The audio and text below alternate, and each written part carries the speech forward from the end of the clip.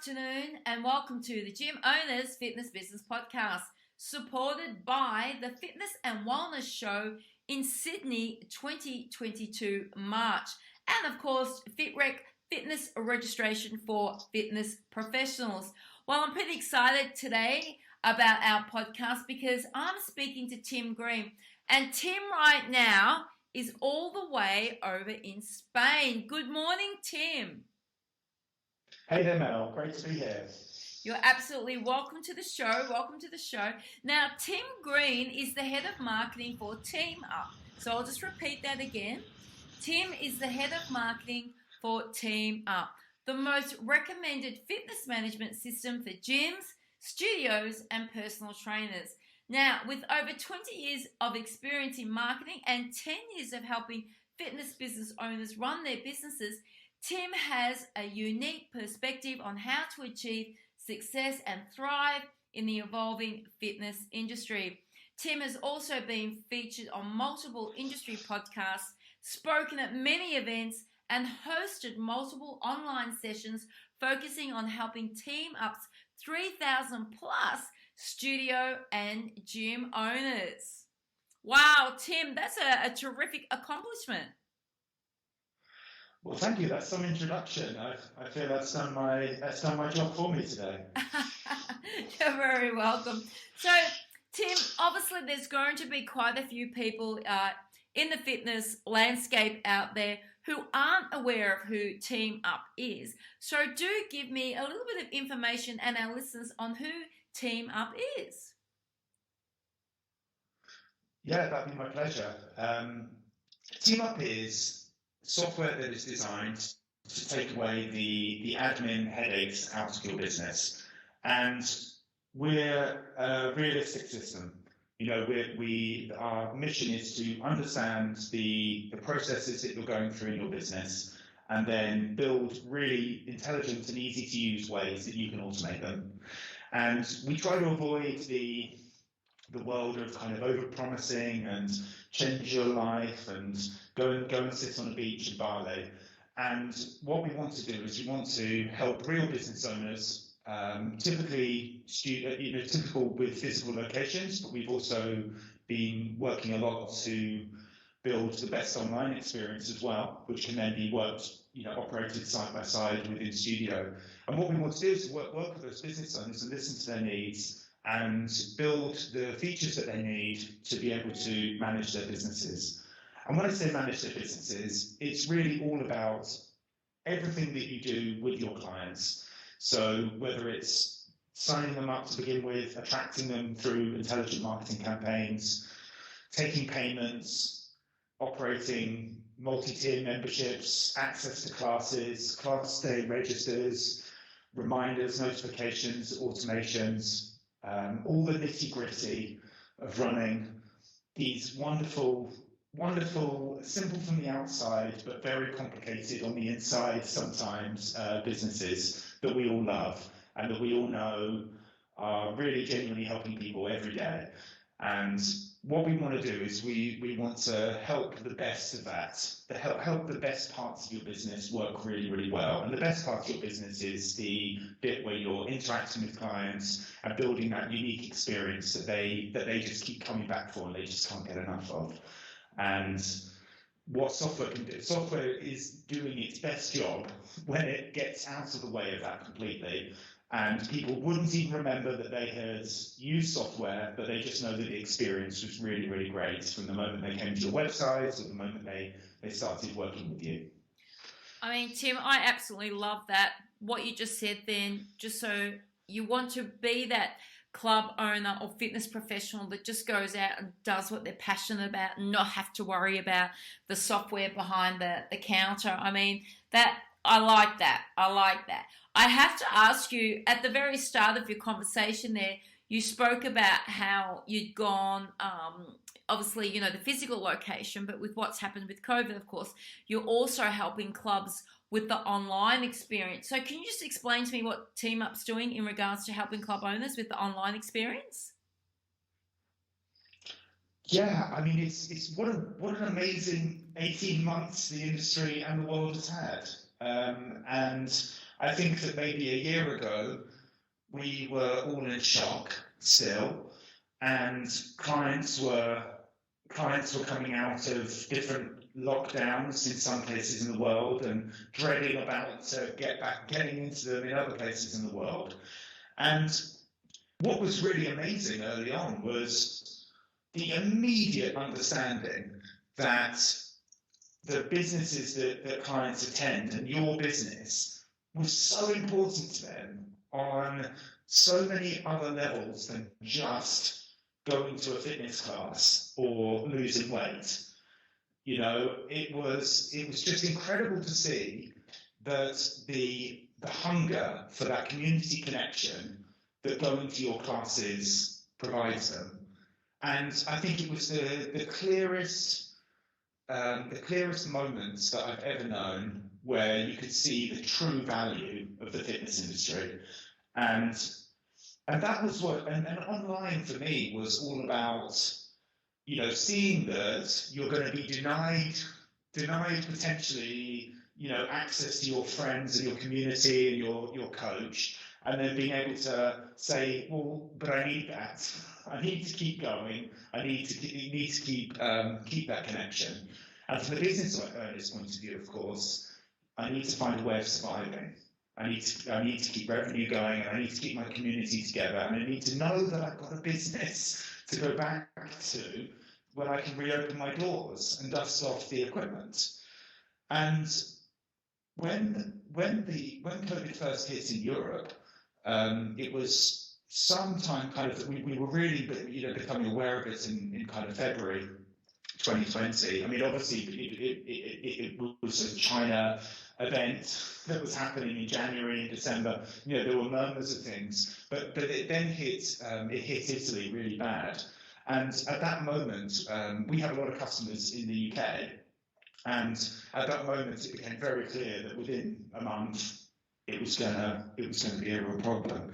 So we worked really quickly, several weekends in a row, non-stop, to try to build an online class experience that replicated the existing physical class, in-person classes, for such clinical terms, for a non-clinical and fun endeavour. But what we did is we replicated it, and we built an integration with Zoom, which seemed to be the one that had got the technology right. And what we tried to do is replicate the in-person experience but with online.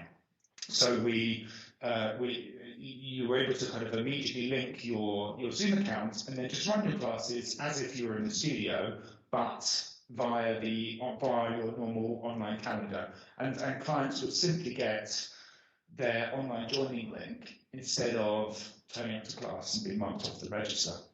And we kept on developing that, and actually it became really phenomenal. And we delivered in the first few months, and certainly by the end of 2020, we'd helped deliver 100,000 online fitness classes via the platform. And we ran like an awards process for our existing customers to show them how many classes they personally run. You know, I think like some actually run on their own, you know, kind of 1,000 classes by the end of the year. Those are the outstanding examples.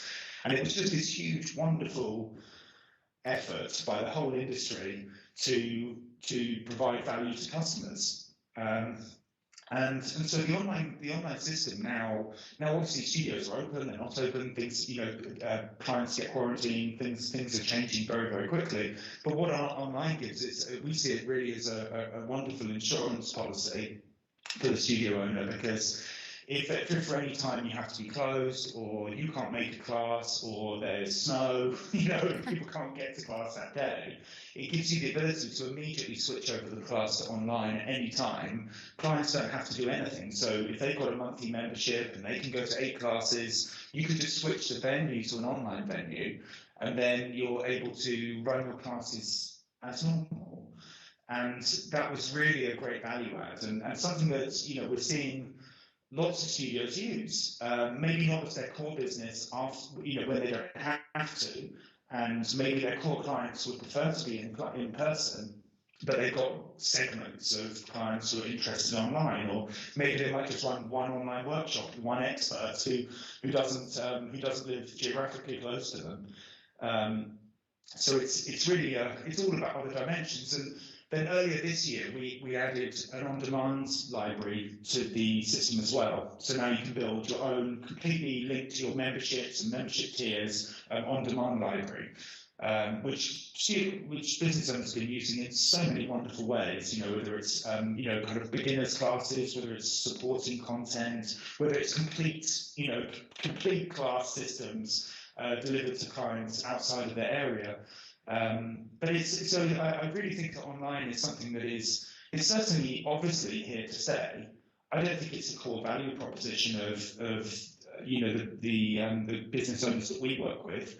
I think it is it's an add-on. It's an extra value. Some clients like it. It gives you an extra dimension, and it's an insurance policy. And I think that it's that's wonderful. But I don't think it's a switch wholesale in the industry. I think clients will be more desperate than ever to get back to the community and the face-to-face class experience that they love. I mean, I agree with that, Tim. I must admit, even in our own club, members couldn't wait to get in and do the social interaction and get in there physically and be there and see a live instructor. What I'm finding, and the feedback that I'm hearing from a lot of people throughout the industry, is that members are moving away from wanting to attend a class as it's happening live online, but they're now pushing forward and wanting to do more on-demand classes. So when they choose to do a class, it needs to be their day and their time, as opposed to in the very early stages of COVID where everybody was jumping on to do a Facebook Live class. So I'm hearing a lot of members wanting to do on-demand classes. I'm hearing that a lot from clubs. Now, that's a really successful story, what you've just told, and it's obviously one of the reasons why fitness business owners need to have software. What are some of the other reasons that gyms and studios and PTs need to have fitness business software? Well, it's really fundamentally, it comes down to running your business as a business. And in the early days, when you have a handful of clients or you just opened your studio, you've got an amount of admin and an amount of complexity that probably feels pretty manageable. And what you really want in those early days is to be busy. You do not want to sit at your front desk or anywhere really thinking that you should be working and doing nothing. And so what typically happens is that studio owners, gym owners, they in the early days, they convince themselves that being busy is very, very good because it makes them feel good. It reduces the anxiety of having committed too much to their business or not growing their business as fast as they dreamed. And I mean, that's not exclusive to fitness, of course. That's true of any business in any industry. Things never quite work the way you expect them to. That's almost the only rule of business. And they sit there at the beginning and they want to be busy. So they absolutely love it. If a client calls them, wants to have a chat, they meet up, the client makes payment manually to them.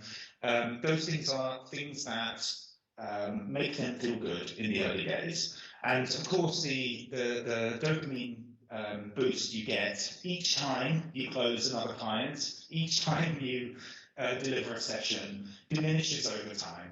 So what happens is, as you then become more successful, you also become a little bit less excited each time a new client signs up, each time your business grows. And that's not a bad thing. That's a natural progression. As you start to become a better business owner and a more experienced business owner. But what happens, of course, is that you wake up with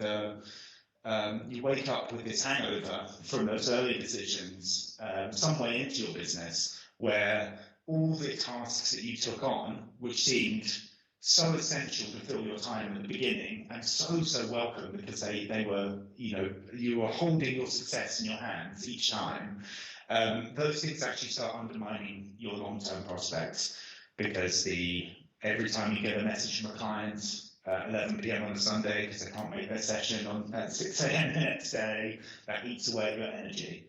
You don't have as much energy the next day to go and have friendly chats with new clients or to find new business or to think of new marketing ideas. Every time somebody, there's empty spaces in class because people forgot to tell you that they weren't coming, it eats away at your profitability. That's revenue you will never get back once that class is finished. That space is permanently empty. And when you add all these things up, all the different areas of your business that you're putting in time to, that the time you're spending does not make you any money. It doesn't do anything for you. All it does is sap your energy. And when you see that, we have this, that your whole day is actually built with these admin tasks and chasing clients and, following up with things, and you're just giving so much, like just giving all day, giving, and you get to the end of the week and feel exhausted, and you've given too much. And what software can do really is just take away all of those things. It will no longer leave you with the excuse that you're too busy to think about how you can market your business, too busy to go to that networking event, too busy to go and prospect at the local shopping centre on a Saturday. Those things are the things we avoid because we're too busy. But they're also the hard thing that is the only way forward. And it's what software does is takes away all those excuses and it helps you run your business as a business. So it's managing your bookings, whether it's in person, now online, or even tracking, when people are viewing videos on demand, keeping your customers in one place so you know everything about them. And you can see their profile, you can dig into their history, you can automate messages to people who stopped coming so that you can have a retention engine on autopilot. But growing your business on, using things like referrals, so automated referrals built into software that will help you use your clients to market to new clients. And just overall, just allowing you to focus on building a customer experience, a professional experience, and making it really, really easy for new prospects to become customers. They find it easy to sign up on your website. They feel like you have a great customer experience. They love the experience. They love booking in on the mobile app.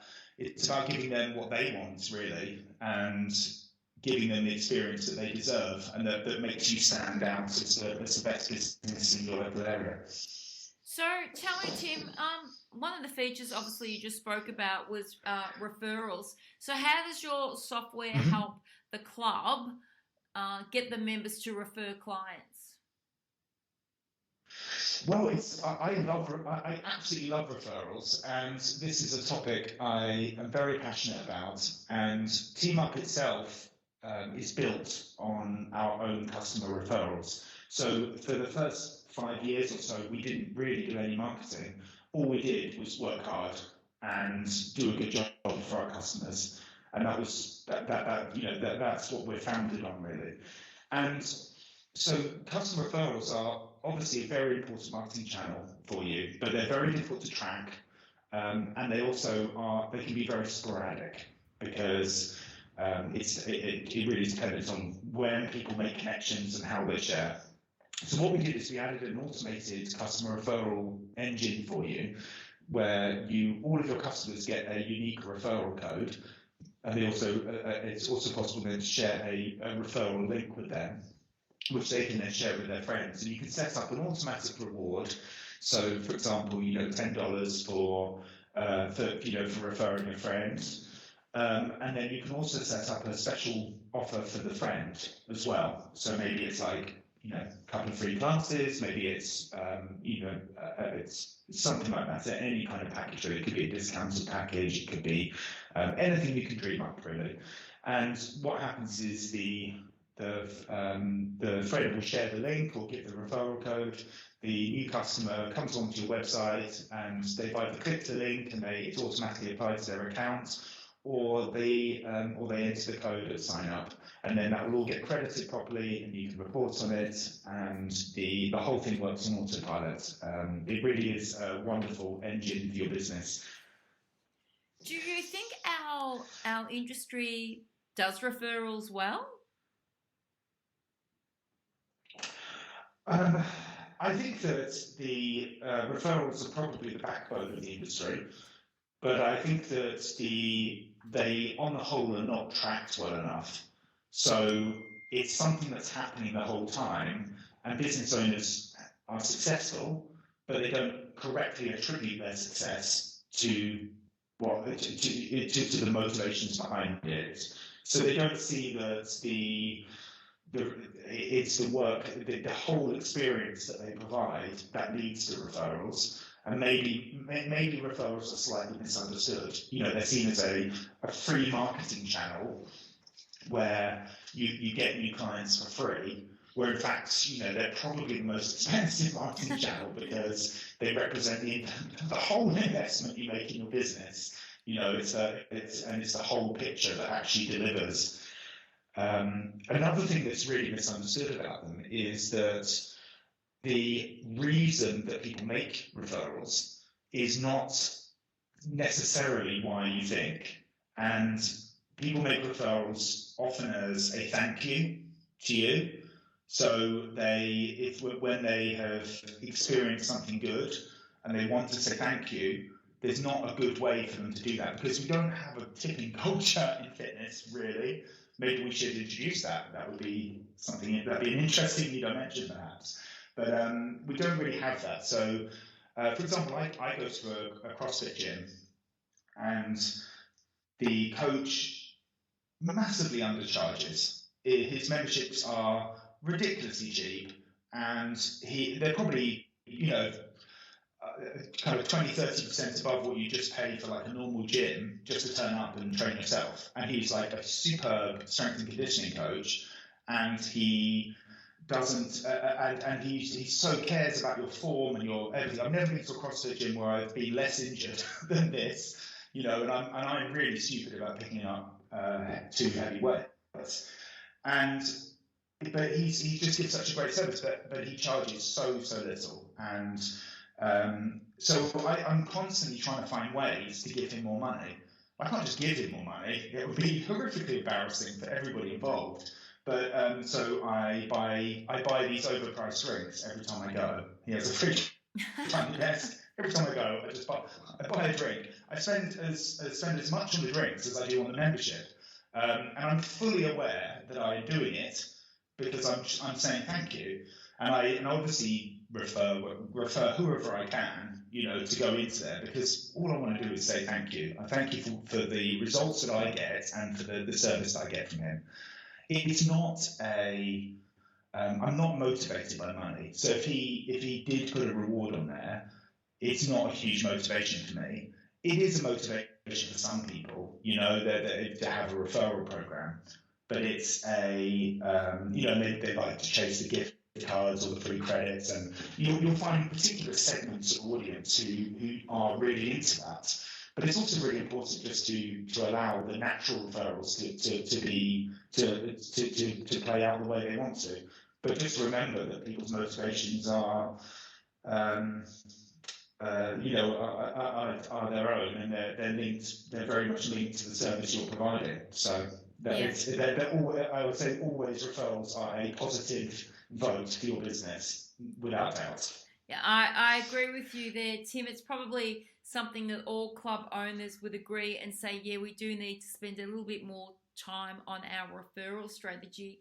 Tell me something, 2022 is just around the corner, and I subscribe to a lot of publications, and quite often I get inundated with news articles and editorials, and what I'm seeing a lot of at the moment is the trends of 2022 and what we should be looking out for.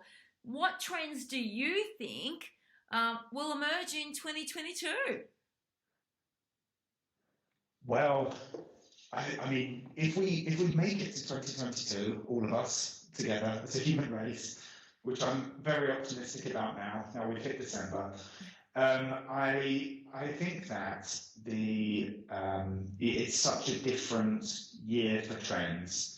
And when we've sat down and done our analysis of what's coming up, it's been really amazing to me that in previous years, well, not last year, but before last year, the the trends were always about the next big shiny thing, the next big workout system. You know, the F45. No one will do any other exercise apart from that in the future, or whatever the kind of the trends are built out of. And it's all about big, new, exciting, and fitness trends have almost become like a fashion prediction.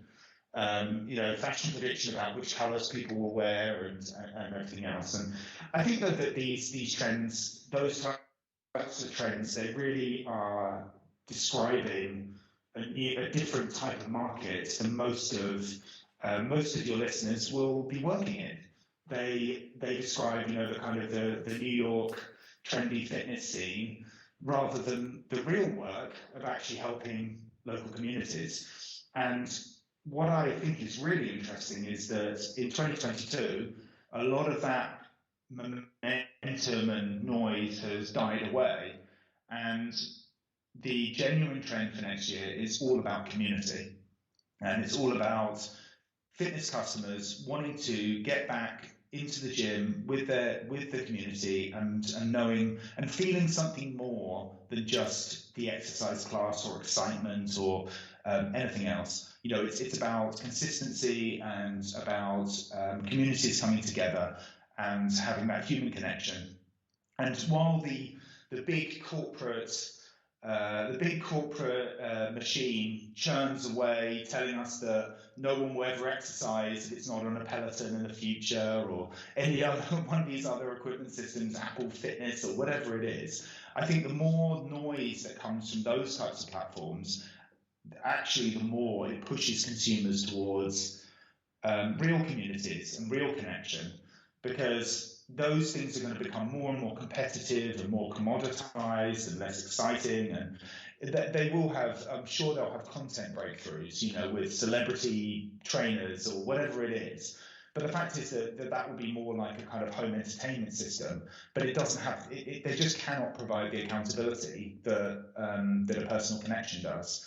So certainly as we continue to kind of emerge out of this phase, we're going to see more strengthening of the human connection, but also the if we take this term hybrid fitness, the continued kind of importance of online as part of your marketing mix, if we call it that. And also on demand, obviously, is something which people really want to see is there.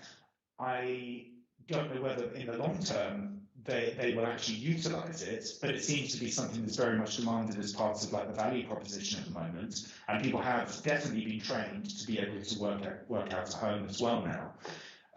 And we're also seeing a big rise in alternate venues, so outdoor exercise, finding different adventurous activities, taking your community and going and doing different things with them. I think it's really important, and adventure travel and those types of things are really surging at the moment, and they're going to continue to be a really huge thing in 2022. So, and despite all that excitement, I think then the core focus on smaller groups, safety, particularly with older audiences, reassurance, and making sure that the visible signs of security are there for them is very, very important as well, certainly in a marketing sense. I have to agree, Tim, that I think social interaction is going to be the hottest trend for 2022. And, community and culture come with social interaction. So though we do have, in Australia here, in Victoria, you can only attend a physical gym if you're vaccinated. So there is a strong demand still for the fitness consumer to do on-demand classes. But for the rest of them, definitely that social interaction, community and culture will play a pivotal role in their mental health. And I think that 2022, absolutely social interaction will be the number one. Now, just before we finish the podcast, just quickly tell me which fitness brand do you think we should keep an eye on? Well, fitness brands. Well, I think that there's um, it's very fragmented. That I don't think there's one really big one really big brand that's gonna give us all of the picture. I think that the F45 model has it's problematic maybe in terms of training formats for a lot of customers, but I think that something very, very interesting that they've done, which is you can see rippling out in the fitness culture, is that they've understood that it's about and this very I think this is very linked also to the on-demand discussion that we've had. The customers maybe can't attend gym, but it's also about busy schedules and perhaps people working from home. The formatting to fit with your customers' schedules, I think, is a really important lesson that they are teaching. That people understand. It's understanding the whole investment from your customer's point of view. So it's the time that they take. It's not just the money they spend at your gym. It's the time they take to get to your gym. It's the time that they spend when they're there. It's how long it takes them to get changed, move on from there, and how long it takes them to get back to work afterwards. And I think that what's their whole core of their brand is about saying within an hour, you could have completed the whole process. And so I think that in terms of a brand to watch, they've understood that really, really well, and how that fits with your customers and their expectations and needs, and trying to fit with the working population and how the challenges they face in the workplace now, as well as vaccination records and all these other pressures that people have on them. I think that's a really important one to watch, and to think for your business in terms of like the delivery format and how it fits with your customers' lives. I love your answer there, Tim. And just for the listeners and for Tim also, I'm going to tell everybody to keep an eye on Infinite Cycle. So Infinite Cycle, all you guys out there, look them up, because I think you're going to see quite a bit more of them in 2022. Now, as you heard today, everybody, Tim is the head of marketing for TeamUp, and TeamUp was established in 2012 and is known to be the leading management software system for independent fitness business owners and personal trainers. Now, Tim, if anybody would like to chat to you in regards to TeamUp, and just before Tim gives you his details, I have to tell you all, they have an absolutely fantastic blog on their website. So jump over and have a look at their blogs over there, because I have been reading one this afternoon from Nick Wardle of the Body Transformation Centre. So jump over and have a read of that. But in the meantime, Tim, where can the listeners get a hold of you? Well, thank you so much for the compliments on the blog, and we really try to pack that with customer testimonials, case studies, try to really get into the nitty gritty of your business, and you can find all of it, including how to contact us, on our website, which is goteamup.com. So goteamup.com. And if you search for us, TeamUp Fitness Management Software, in Google, you'll find us. But you can also find us on Facebook, Instagram. We're really active. We like to share useful, interesting stories and any advice that we can. So go to teamup.com, or find us as TeamUp on any social channel. So thank you, Tim, for being on the podcast this afternoon. I've had a great time chatting with you, and congratulations on helping over 3,000 studios and gym owners. Thank you, Mel. It's been great to be here. You're very welcome.